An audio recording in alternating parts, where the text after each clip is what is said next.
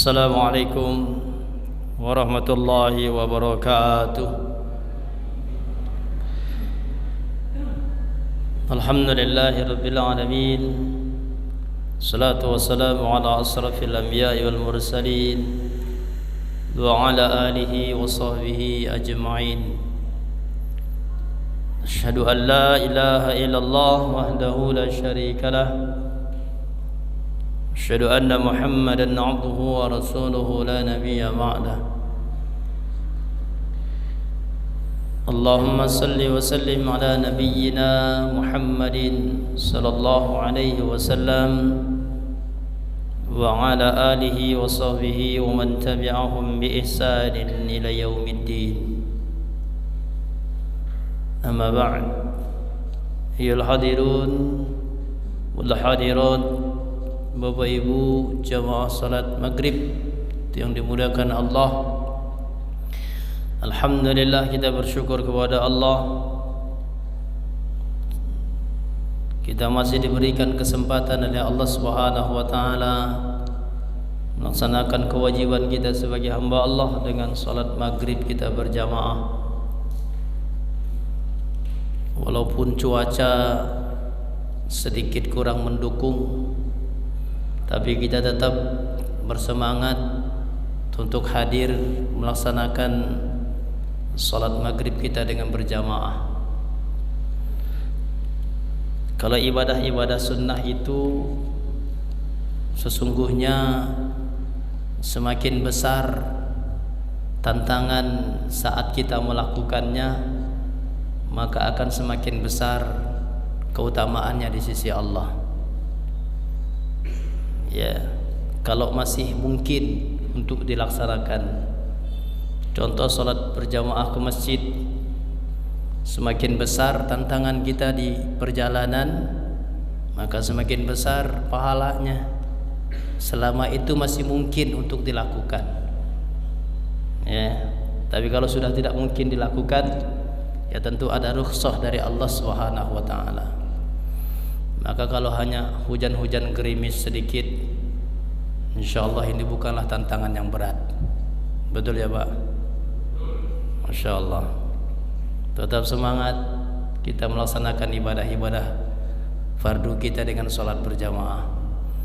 Karena sholat berjamaah itu tentu lebih besar ya keutamaannya di sisi Allah dibanding sholat sendirian di rumah. Walaupun mungkin menurut kita, ya saya kan di rumah berjamaah juga Ustadz, sama istri dan anak. Dalam hadis tidak ada Nabi menyebutkan bagi seorang laki-laki mukmin berjamaah di rumah bersama dengan istri dan anaknya. Tapi justru dalam hadis-hadis Nabi mengatakan seorang mukmin itu tetap salatnya berjamaah ke masjid. Kalau dia punya anak laki-laki, maka dia mengajak anak laki-lakinya ke masjid. Kalau yang perempuan, maka dengan ibunya sholat di rumah. Itulah keutamaannya. Oleh karena itu, jamaah yang dimuliakan oleh Allah, malam hari ini alhamdulillah kita masih diberikan kesempatan oleh Allah Subhanahu wa taala, walaupun dalam kondisi hujan sedikit, tapi insyaallah tidak menyurutkan keinginan kita untuk terus melaksanakan salat fardu kita dengan berjamaah. Dan pada malam hari ini sekalian untuk taklim kita sampai isya insyaallah. Nah, jamaah salat maghrib yang dimuliakan oleh Allah, malam hari ini kajian hadis tematik kita tentang ta'am, ya, tentang makanan wal ibadah, tentang makanan dan ibadah kita. Saya akan bacakan sebuah hadis Nabi sallallahu alaihi wasallam. Yang dimaksud dengan makanan dan ibadah itu maksudnya sejauh manakah makanan itu berdampak terhadap ibadah yang kita lakukan. Ya. Hadis Rasulullah sallallahu alaihi wasallam dari Abdullah ibnu Abbas radhiyallahu anhuma, dalam lafaznya beliau mengatakan tuliyat hazihil ayah inda Rasulillah sallallahu alaihi wasallam, ya ayyuhan nas kulu mimma fil ardi halalan tayyiba. Faqama Sa'ad ibn Abi Waqqas faqala ya Rasulullah ud'u Allah an yaj'ala li mustajab ad-da'wah.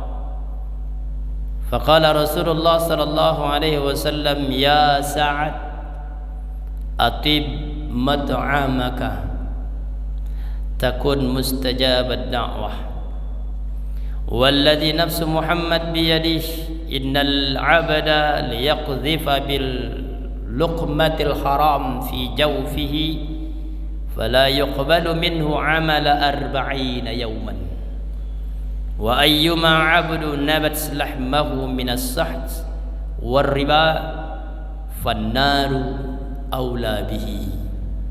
Rawahu Tabrani. Hadis ini diriwayatkan oleh Imam Tabrani, terdapat dalam kitab sahihnya beliau. Sebagian ulama memang menyebutkan hadis ini termasuk sanadnya agak lemah, tetapi hadis ini dikuatkan oleh hadis-hadis sahih yang lainnya, termasuk dalam hadis Arba'in, hadis yang ke-10 juga menguatkan hadis ini ketika Rasulullah mengatakan innallaha thayyibun la yaqbalu illa thayyiban. Sesungguhnya Allah Maha baik dan tidak akan menerima kecuali yang baik. Lalu kemudian di akhir hadis itu Nabi menceritakan zakarur rajul, ada seseorang yang dalam perjalanan rambutnya acak-acakan, pakaiannya lusuh, lalu mengangkat kedua tangannya ke atas dengan mengatakan ya Rabb, ya Rabb, dan berdoa kepada Allah. Tapi Nabi mengatakan pakaian yang dipakainya adalah pakaian haram, makanan yang dimakannya adalah haram, minuman yang diminumnya adalah haram, dan semuanya serba haram. Fa anna yustajabu lahu. Maka Nabi mengatakan mana mungkin doanya diijabah oleh Allah. Jadi hadis ini tadi di awal, hadis yang di awal saya bacakan itu hadis berhubungan dengan pengaruh makanan kita terhadap doa dan ibadah kita kepada Allah. Di dalam hadis tadi saya bacakan dari Abdullah ibnu Abbas. Ya, Abdullah ibnu Abbas itu sepupunya Nabi, anak dari Abbas bin Abdul Muttalib. Abbas itu saudara kandung dari bapaknya Rasulullah, yaitu Abdullah, dan dua-duanya anaknya Abdul Muttalib.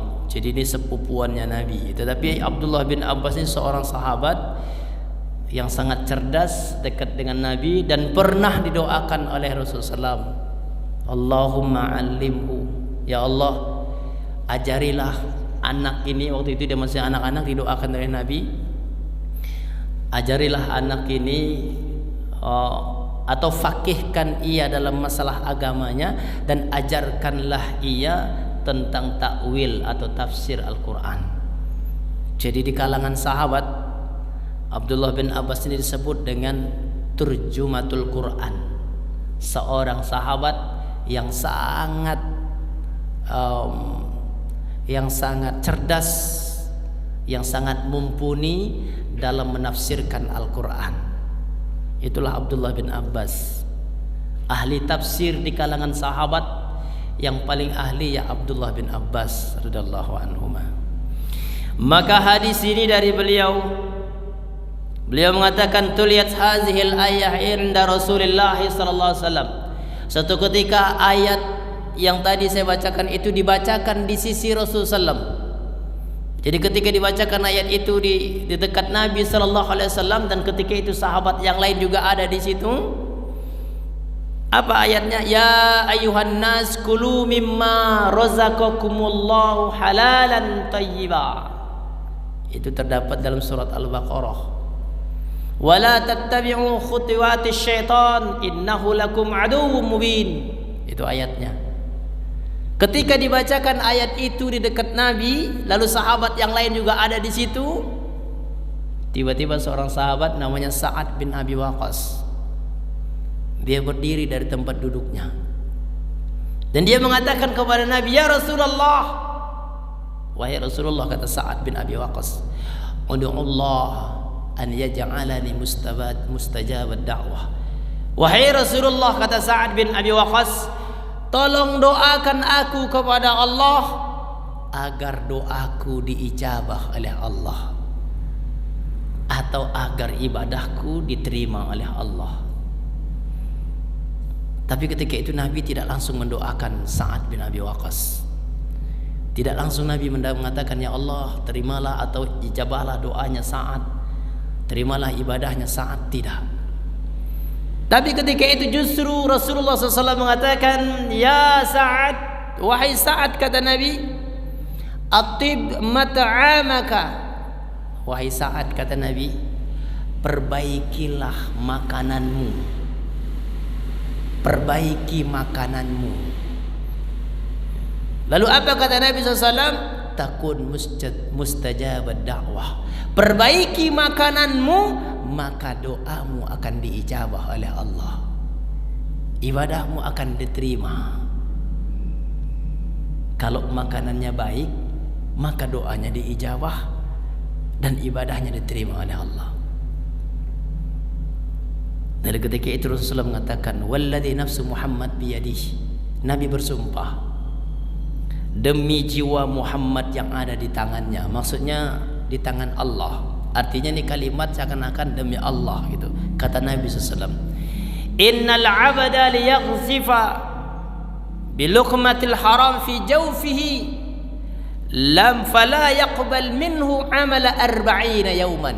Demi Allah, kata Nabi, sesungguhnya ketika seorang hamba memasukkan sesuatu yang haram, sebiji kurma dia masukkan yang haram ke dalam perutnya, kata Nabi, maka selama 40 hari ibadahnya tidak diterima oleh Allah. Ini mohon sebiji kurma. Luqmah itu kurma, satu biji kurma dia masukkan ke dalam perutnya, haram. Satu biji kurma yang haram dia masukkan ke dalam perutnya, maka selama 40 hari, kata Nabi, ibadahnya tidak diterima oleh Allah, amalnya tidak diterima oleh Allah. Dan Nabi mengatakan, "Wa ayyuma 'abdu nabat lahmahu." Dan ketika dagingnya tumbuh dari haram itu, kata Nabi SAW, atau dari riba, kata Nabi, "fannaru aula bihi." Maka yang pantas tempatnya kelak nanti adalah neraka. Ini luar biasa hadis ini. Makanya dalam hadis tadi yang didukung oleh hadis Arba'in yang ke-10 tadi, itu yang disebutkan Nabi. Ketika pakaiannya haram, makanannya haram, lalu minumannya haram, ya, semua serba haram, kata Nabi, fa anna yustajabu lahu. Kalau semuanya serba haram, kata Nabi, makannya, minumnya, pakaiannya haram semuanya, fa anna yustajabu lahu.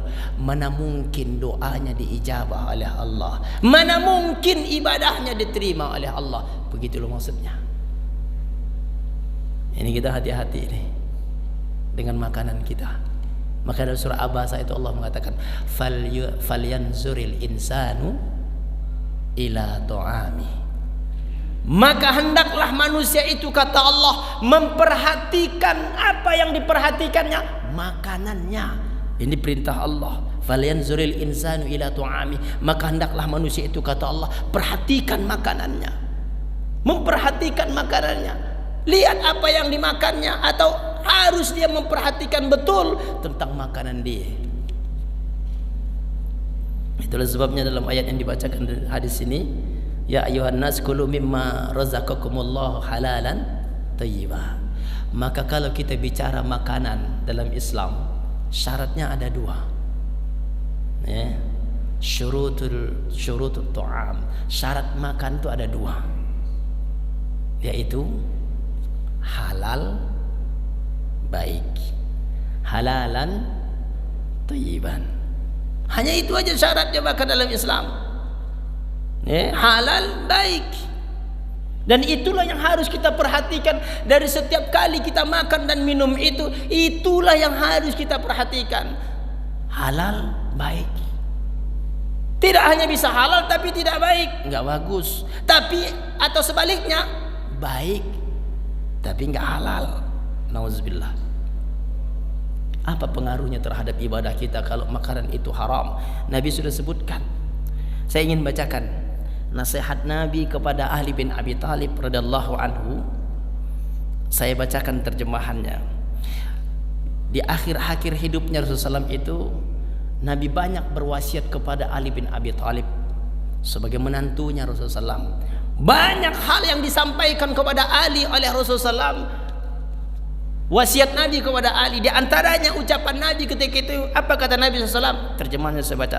Wahai Ali, kata Nabi, barang siapa yang memakan makanan dan minuman yang halal, maka agamanya akan bersih, hatinya akan lunak, dan doanya tidak akan terhalang di sisi Allah. Itu kalau makanannya apa, Pak? Halal. Barang siapa yang memasukkan makanan-makanan yang halal ke dalam tubuhnya, kata Nabi, maka agamanya akan menjadi bersih. Kenapa? Semua gerakannya bersih karena halal yang masuk. Hatinya akan menjadi lunak, lembut hatinya, dan doanya tidak terhalang di sisi Allah. Karena yang menghalangi doa itu, ibadah itu adalah makanan yang haram.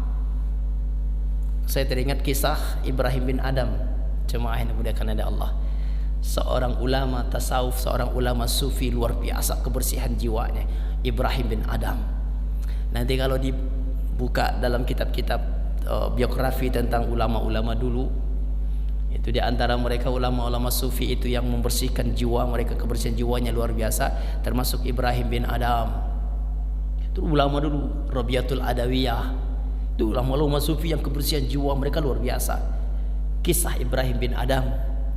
Satu ketika dia melaksanakan haji di Makkah.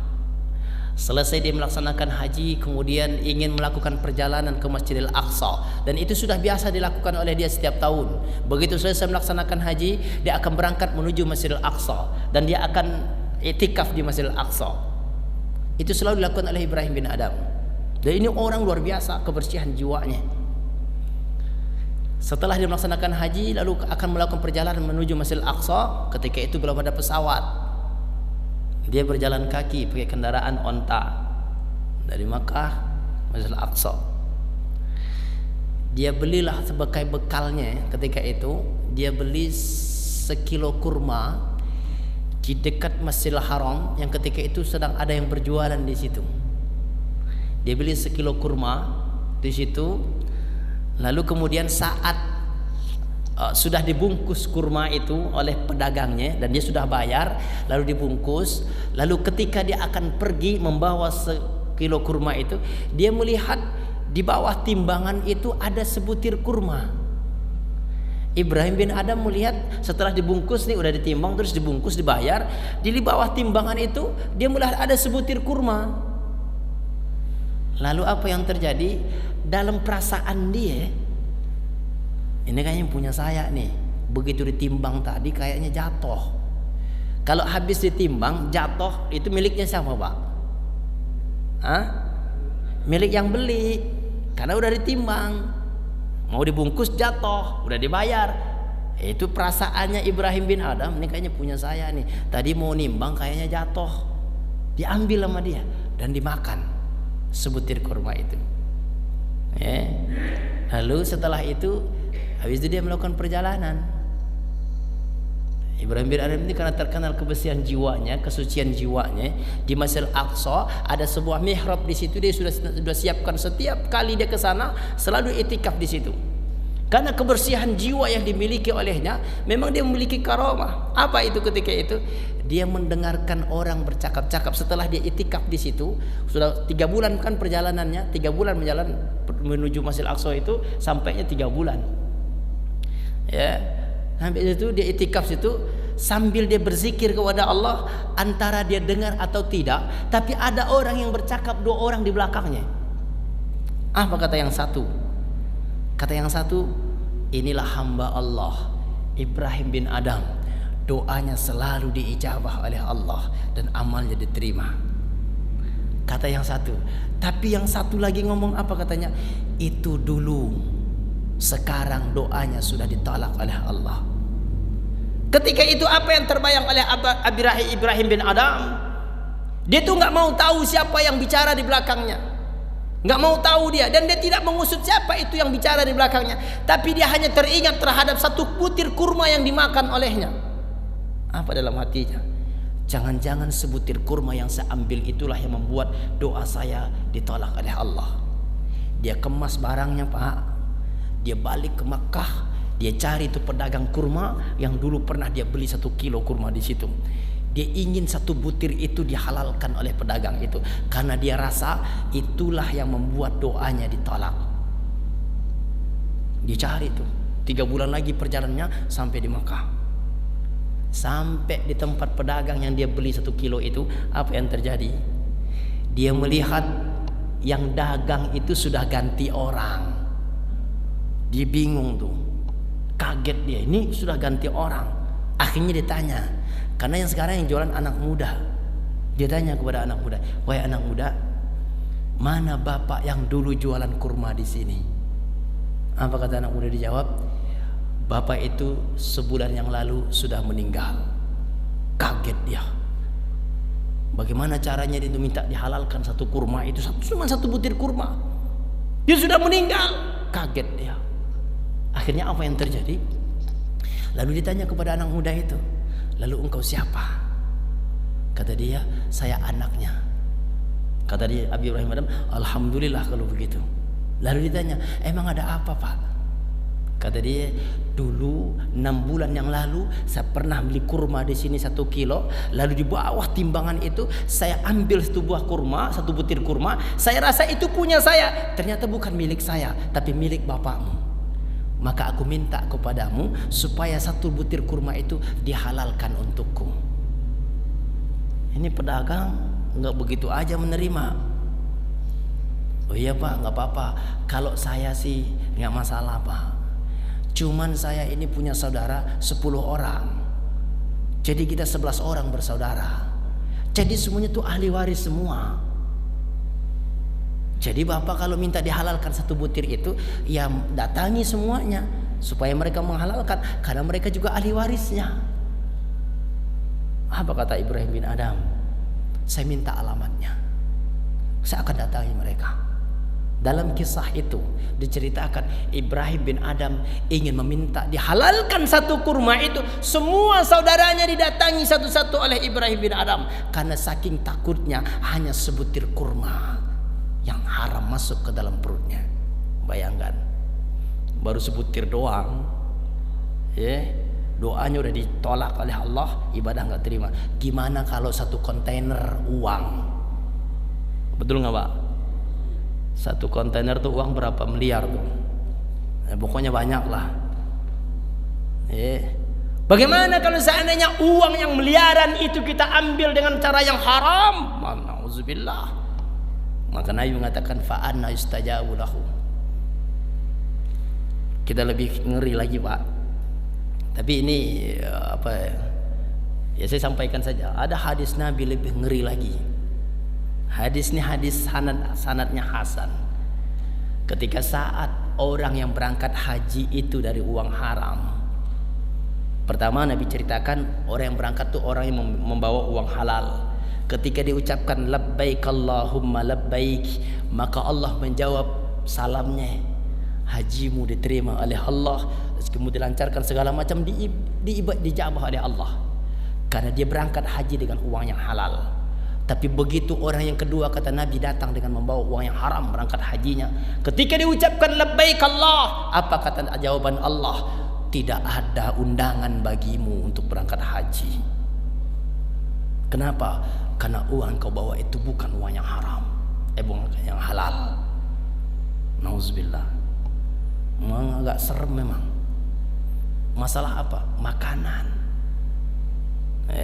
Maka hati-hati kita, jaga betul.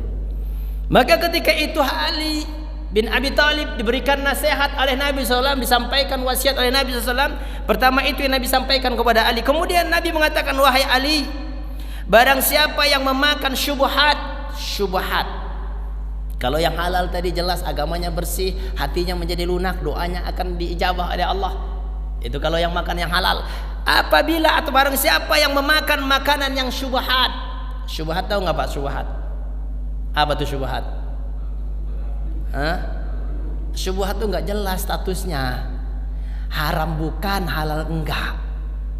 Ragu. Kalau kita ketemu yang kayak begini, diambil atau dibuang? Tergantung banyaknya Ustadz, gitu kan. Kalau banyak ya sayang, gitu. Ya, kalau sedikit ya syubhat lah, gitu. Hati-hati, banyak atau sedikitnya, yang syubhat tetap syubhat. Saya pernah sampaikan dan saya nggak tahu jawabannya. Mungkin kita bisa mengira-ngira lah jawabannya. Sewaktu kita masih aktif dari kantor, kita ditugaskan keluar kota, dikasih uang 5 juta. Ini ongkos pesawat sama uang makan dan penginapan 5 juta. Balik dari sono tuh uang sisa 1 juta. Kira-kira 1 jutanya dibalikin atau enggak? Kagak lagi. Itulah yang disebut dengan syubhat. Kenapa syubhat? Statusnya nggak jelas. Karena amanahnya 5 juta itu memang 5 juta tuh transport, makan, penginapan, 5 juta dikasih. Cuman masalahnya dia sisa. Ini meragukan ini. Terus gimana Ustadz? Terserahlah mau ngapain. Taib. Jawabannya apa? Nanti tanya yang lain jawabannya. Halal apa haram itu uangnya. Iya, ini syubhat, nggak jelas ini statusnya. Makanya hati-hati kita. Maka Nabi mengatakan barang siapa yang memakan syubhat, maka dia akan menjadi peragu terhadap keyakinannya. Dia akan peragu terhadap agamanya.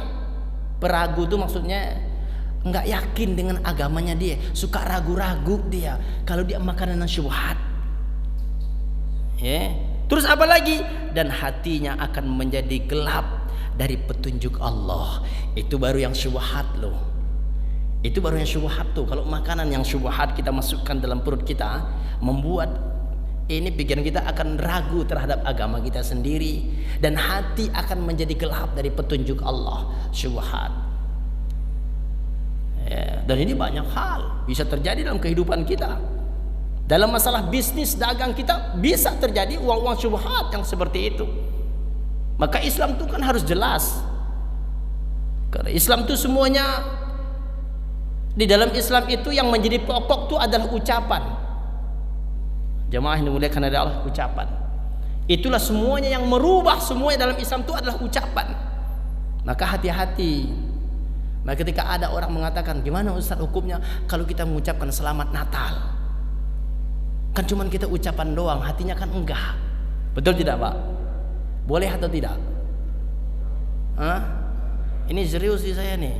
Ini bukan masalah toleransi dalam beragama, bukan. Ini masalah keyakinan. Nah ada mereka pas hari Natal kita ucapkan, wah selamat hari Natal. Boleh atau tidak? Jangan ragu-ragu. Enggak, ya boleh begitu loh. Ini enggak itu ragu namanya. Enggak boleh. Kalaupun orang mengatakan ini cuma ucapan doang Ustaz. Islam itu semuanya berawal dari ucapan. Syahadat itu apa? Ucapan. Asyhadu an la ilaha illallah, asyhadu anna Muhammadar Rasulullah. Maka dia jatuh menjadi seorang muslim. Jadi nggak bisa kita mengatakan cuma kalau nikah yang menjadi orang halal berhubungan itu apa? Dari apa?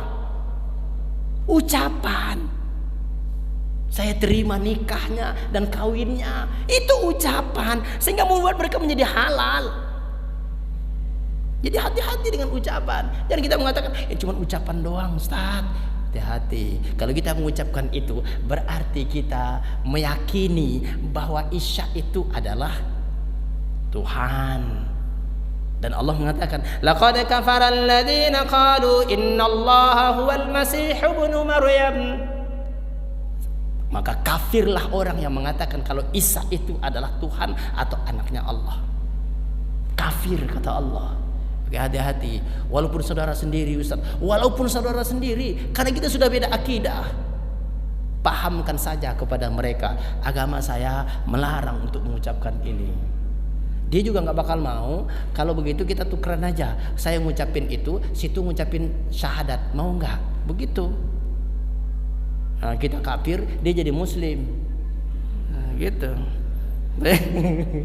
Begitu kan tukeran. Nauzubillah ya. Baik. Itu kalau memasukkan syubhat saja, itu sudah membuat bingung pikiran, itu udah nggak istiqomah.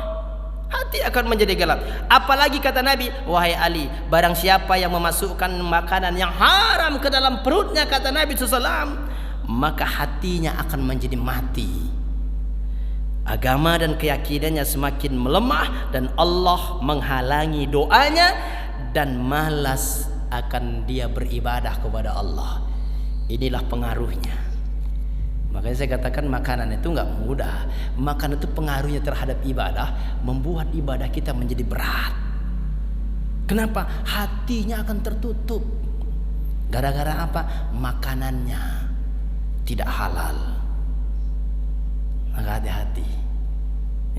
Itulah sebabnya Allah sangat menguatkan kita, falyanzuril insanu ila tu'ami. Maka hendaklah manusia itu memperhatikan betul, kata Allah, tentang makanannya. Perhatikan betul makanan kita, jangan asal makan.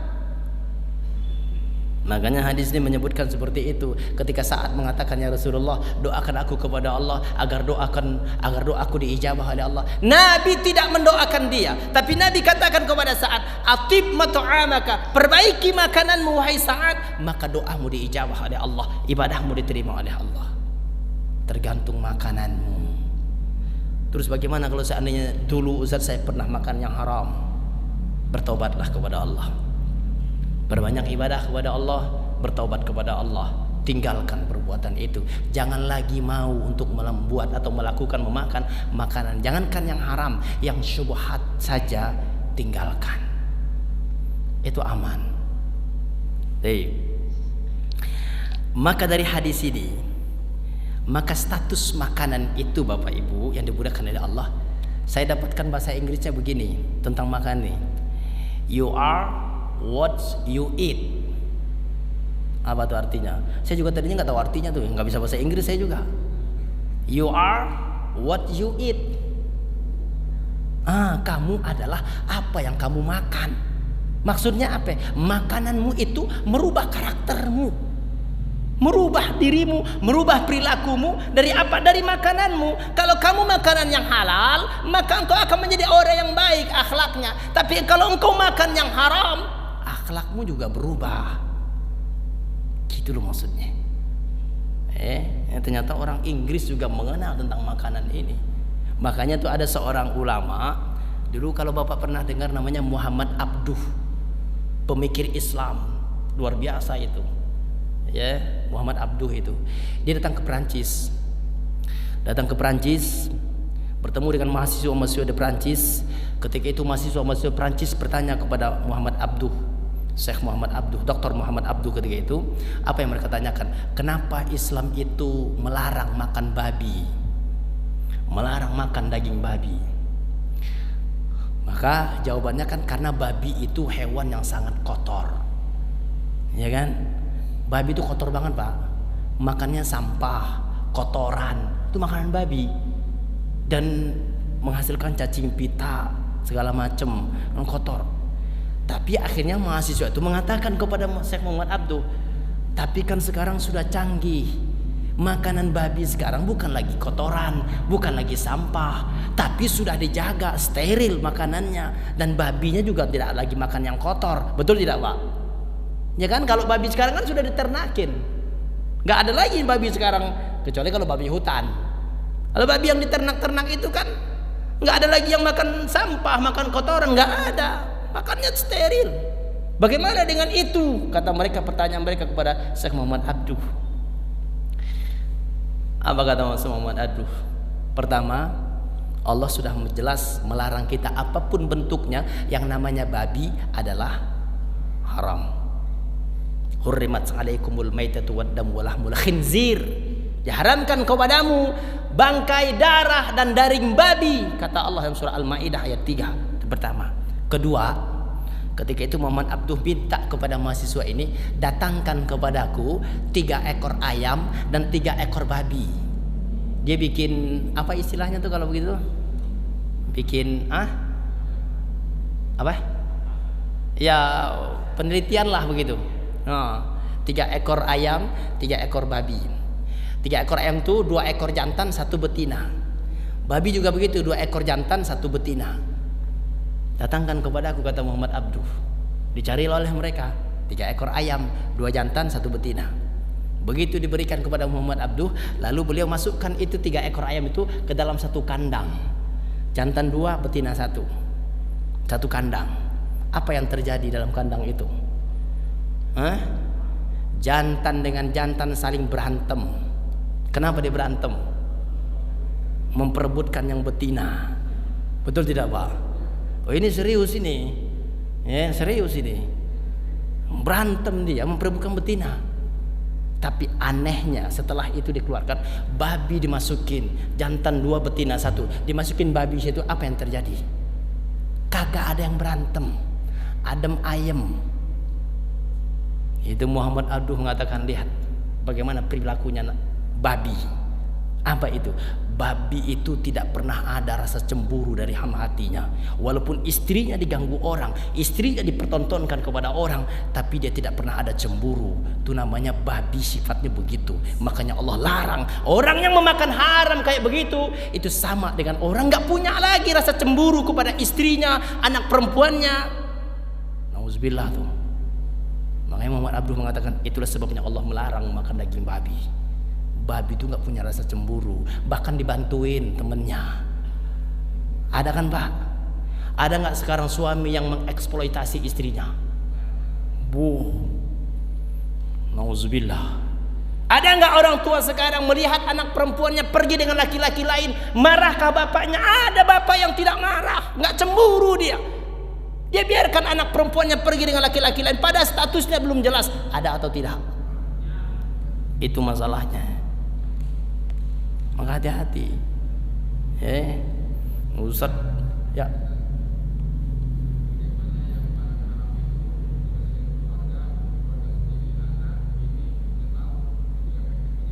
Kenapa?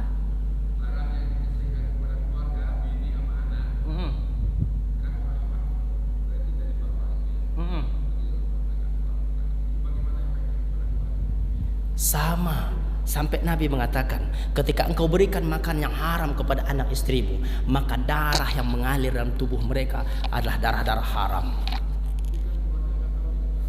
Iya, itulah sebabnya tanggung jawab suami. Suami harus paham bahwa itu dampaknya terhadap anak istrinya sangat luar biasa. Dia harus paham.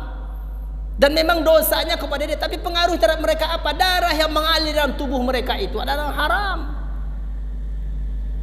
Makanya seorang istri, Pak, nggak menerima begitu aja harusnya dari suaminya. Dia harus tahu suaminya itu, walaupun nggak ngeyel gitu maksudnya.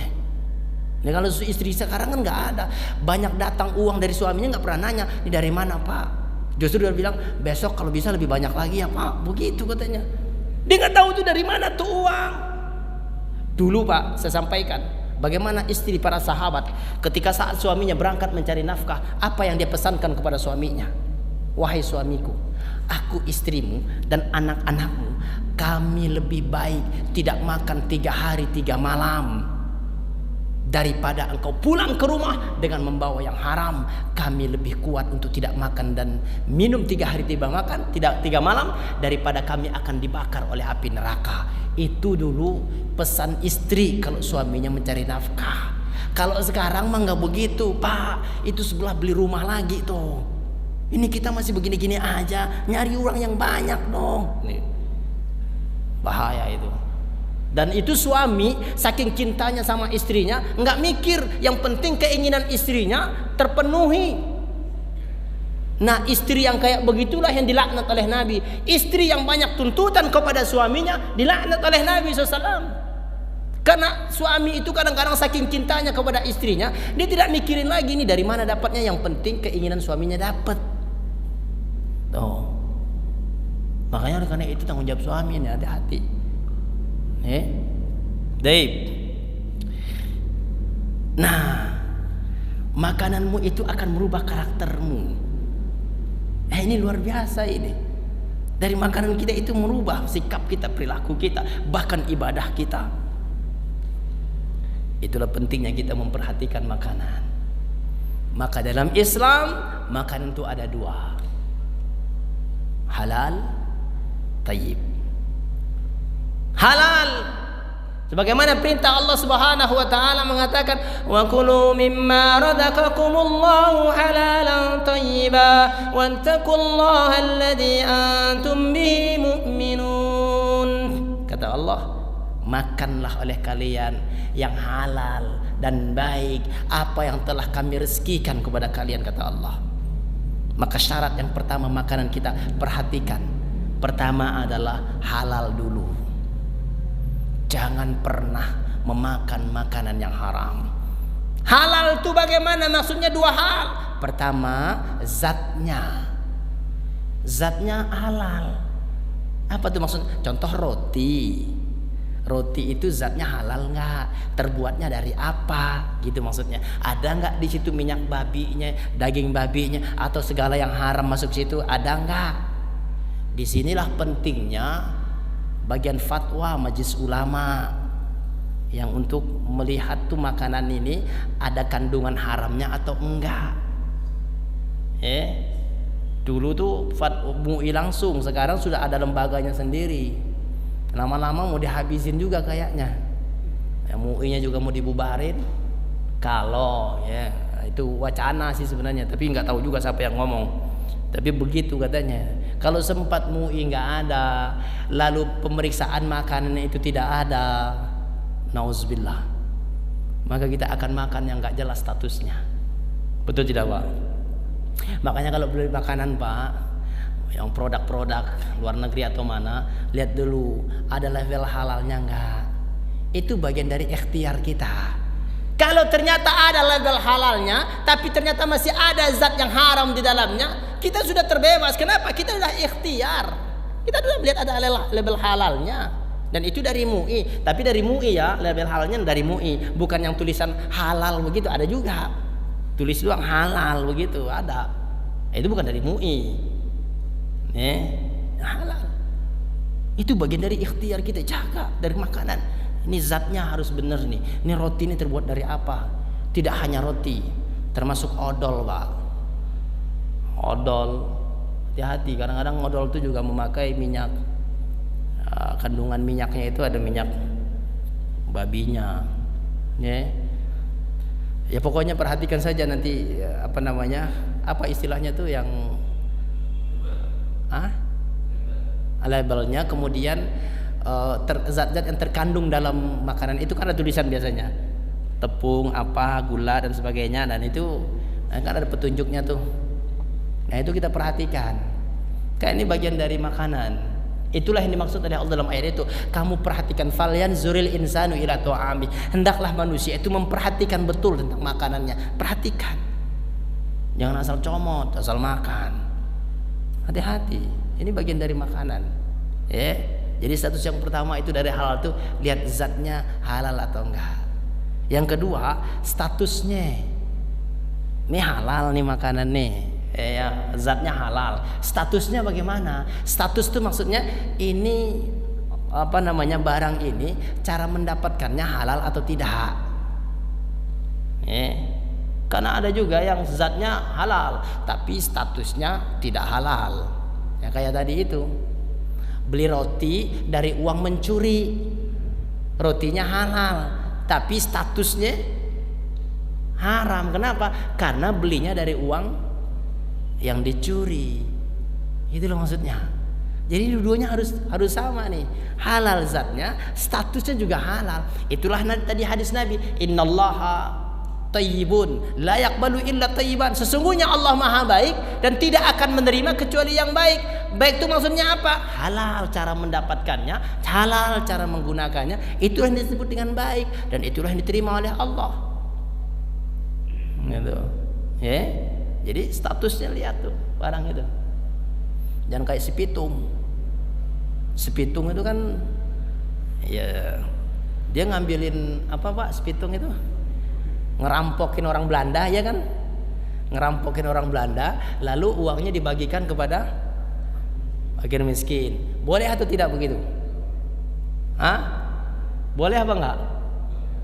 Ragu-ragu lagi kan? Enggak, boleh. Ragu, boleh apa enggak?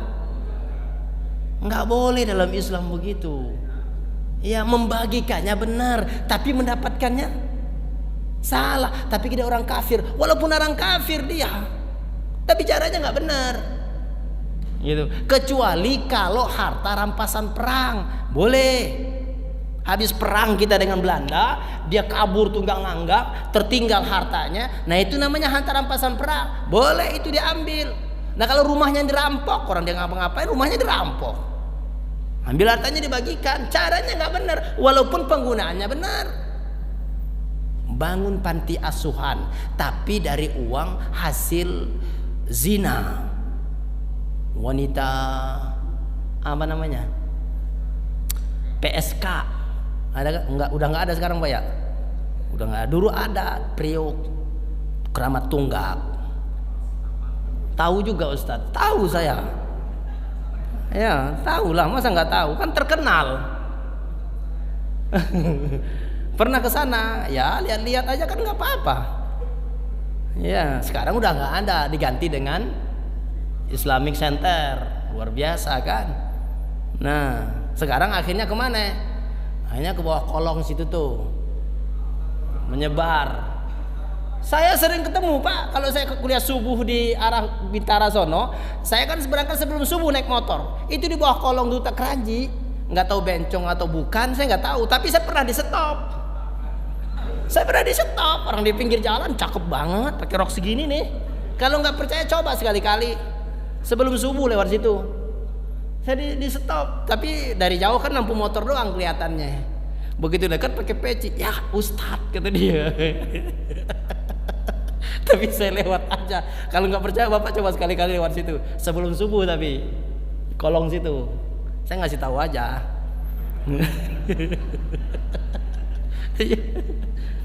di stop itu. Tape ya.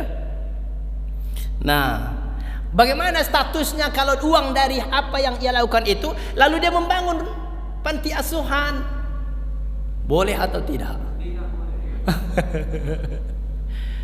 Penggunaannya benar, tapi caranya haram.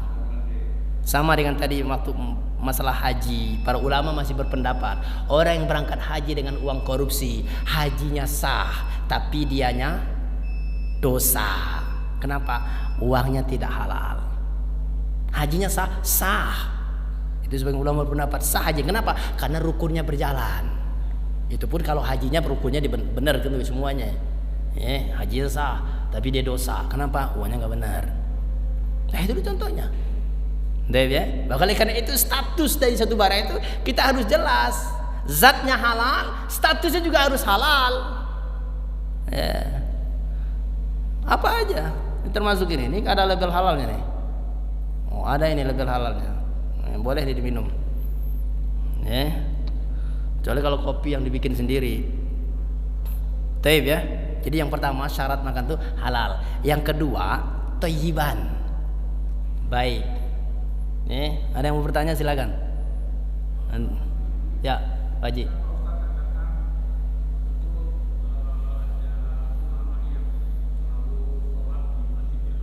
Ya.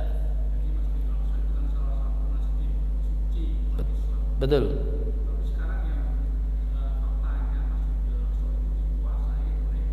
Israel.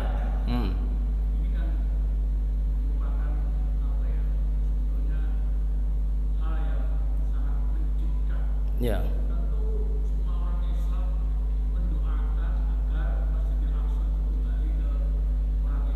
Betul.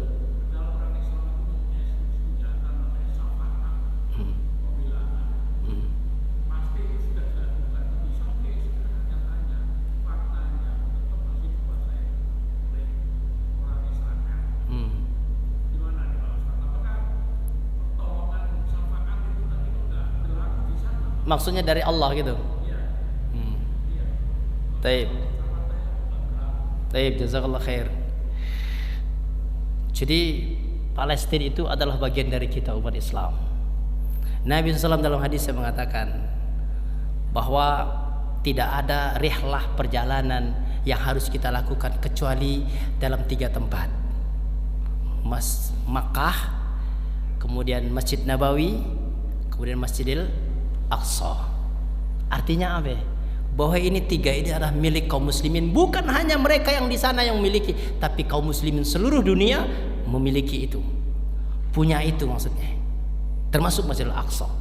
Kayak ini salah satu hadis Nabi SAW mengatakan Masjidil Aqsa itu milik kita. Tapi kenapa hari ini masih dikuasai oleh orang Israel? Pertama saya ingin sampaikan Pak Haji, tidak semua orang muslim mendukung tentang kemerdekaan Palestina, termasuk Indonesia. Orang-orang munafik tidak pernah mau tahu tentang Palestina. Orang Indonesia munafik nggak pernah tahu tentang Palestina. Bahkan mereka mengatakan apa? Ngapain ngurusin orang lain? Negara sendiri masih banyak masalah. Ini orang ngomong gitu munafik. Nggak bisa dia bicara begitu. Masjid Aqsa itu milik umat Islam. Walaupun di negara sendiri banyak masalah, tapi itu bagian dari kita. Imam Syafi'i mengatakan, "Man lam yahtammu bi amril muslim falaysa minhum." Barang siapa yang tidak pernah peduli dengan urusan kaum muslimin yang lainnya, maka dia tidak termasuk bagian dari kaum muslimin itu. Pertama. Jadi nggak semua orang muslim Indonesia ini yang mendukung tentang Palestina. Itulah yang beratnya. Jadi perjuangan umat Islam ini yang beratnya tuh begitu. Tidak semuanya kita ini satu. Ada yang menentang. Dan bukan hanya hari ini, dulu pun di zaman Nabi sudah muncul orang-orang munafik yang selalu melemahkan orang-orang beriman. Itulah sebabnya ancaman Allah terhadap orang munafik itu sangat keras. Karena kerjaan mereka tuh nggak ada kecuali melemahkan orang-orang beriman, termasuk perjuangan Palestina. Nah, kenapa Allah tidak memberikan pertolongannya kepada mereka? Allah barangkali, Allah malam ya, Allah ingin memberikan ladang bagi orang-orang Palestina ketika saat mereka membela Masjidil Aqsa, mereka syahid, surga bagi mereka. Makanya Bapak, saya ingin sampaikan kepada kita, orang-orang Palestina itu, anak-anak Palestina itu nggak pernah ada takutnya. Kagak ada takutnya dengan orang Israel. Tanpa senjata pun mereka lawan. Apa? Karena kalau mereka mati, bagi mereka adalah syahid melawan orang-orang Yahudi. Jadi bisingan suara peluru itu nggak ada apa-apanya bagi mereka. Itu buktinya apa? Walaupun bisingan suara peluru itu 3.000 tetap setiap tahun lahir para hafiz-hafiz Al-Quran, khususnya di kota Gaza itu. Makanya kota yang sangat ditakuti oleh Yahudi itu adalah kota Gaza, salah satunya. Karena di situ bermunculan para hafiz Al-Quran. Dan orang Yahudi paling takut itu. Jadi Allah ingin memberikan kesempatan kepada mereka. Inilah ladang jihad mereka. Barangkali seperti itu. Allahu alam, di antaranya Pak Haji. Dan bagi kita bisa apa itu? Kesempatan buat kita doakan mereka, karena doa adalah bagian dari ibadah kita kepada Allah. Nah, kita doakan. Kalau ada sesuatu yang bisa kita bantu mereka. Jadi bukan karena Allah membiarkan mereka ini, Allah kan rumahnya kok nggak dibela sih? Tetap. Itu buktinya masih utuh Masjidil Aqsa. Tapi kalau suatu saat sudah ambruk Masjidil Aqsa, mungkin Allah malam, Allah mungkin bisa jadi berbuat apa? Itu Allah Maha menghendaki. Termasuk Ka'bah itu juga di akhir zaman akan hancur. Tapi itu kalau setelah dunia ini hancur. Ya, kalau muslimin mukmin sudah hilang habis semuanya, maka Makkah pun akan hancur. Jadi itu perjalanan di akhir zaman. Allahu a'lam bishawab. Baik. Cukup ya. Jadi yang kedua status ya Pak Haji.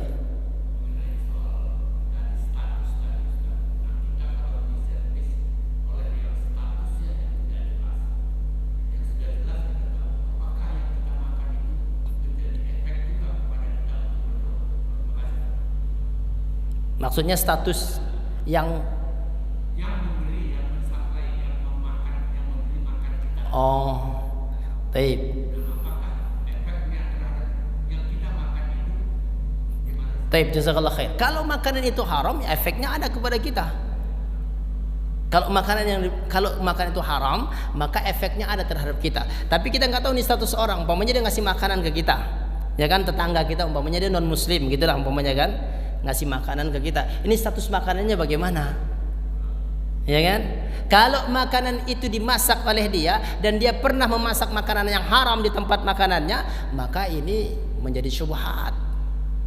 Kalau itu yang terjadi, kita tahu pasti seperti itu, maka jangan makan.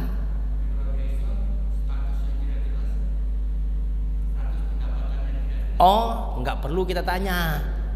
Jadi jangan sampai pula nanti ada tetangga datang ngasih makan, ini uangnya haram apa halal? Jangan.